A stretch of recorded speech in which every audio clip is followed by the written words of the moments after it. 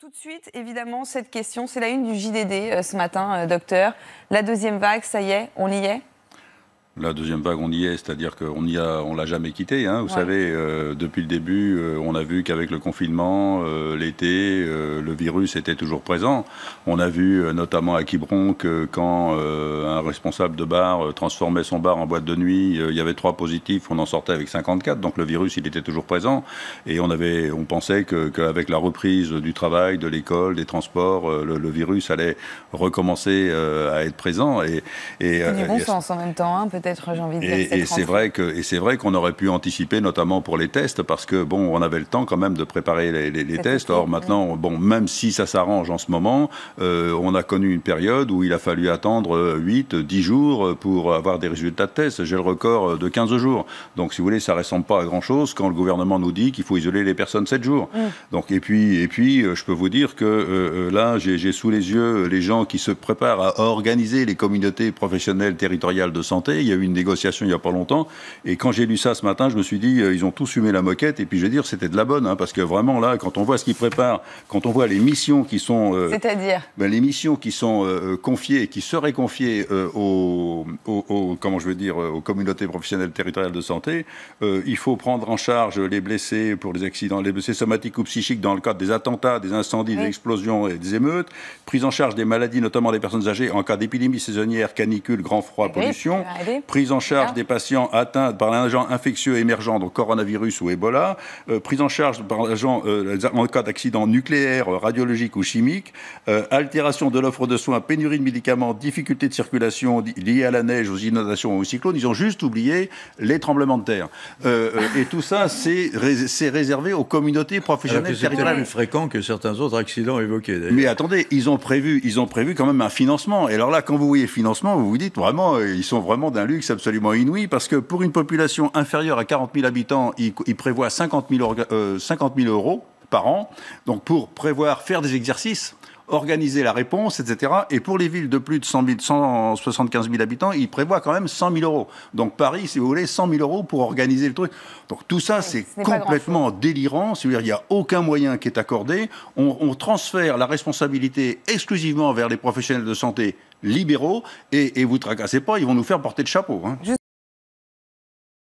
La seconde vague, en effet, comme vous dites ou pas, il y a là, en tout cas, une saturation dans les services d'hôpitaux, et surtout, c'est un personnel soignant qui est complètement à bout, Jean-Paul Hamon. Clairement, on l'a senti.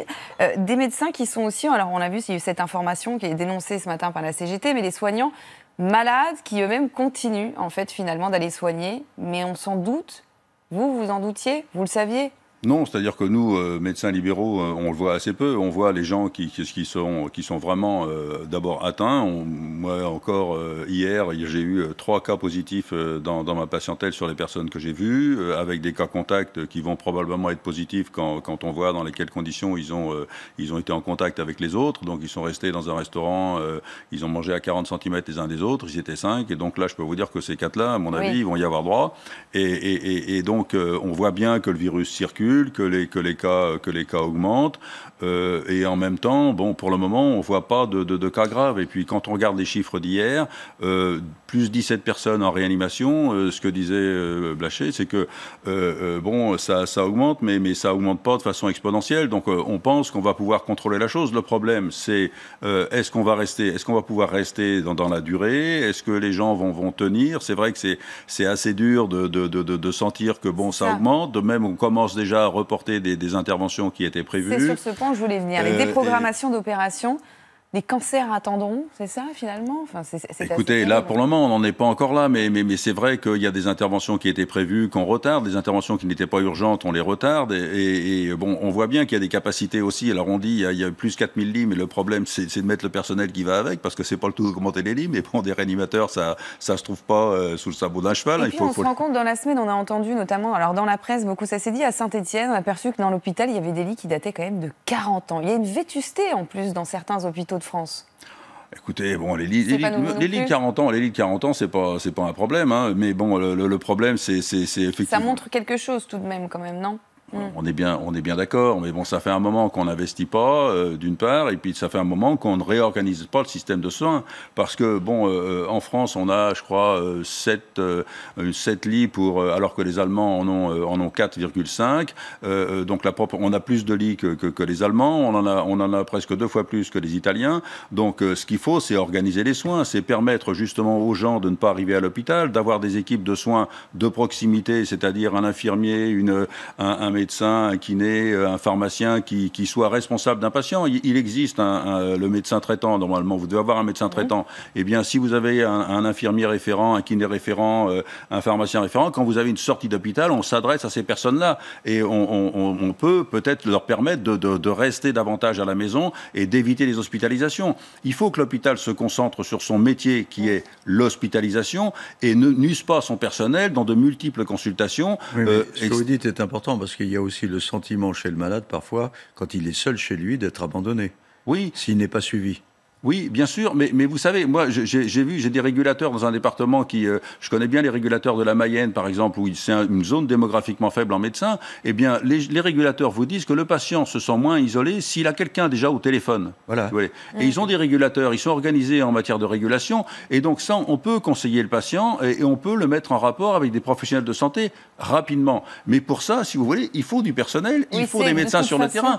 On est dans une France, on est dans une France qui se désertifie de ses médecins libéraux.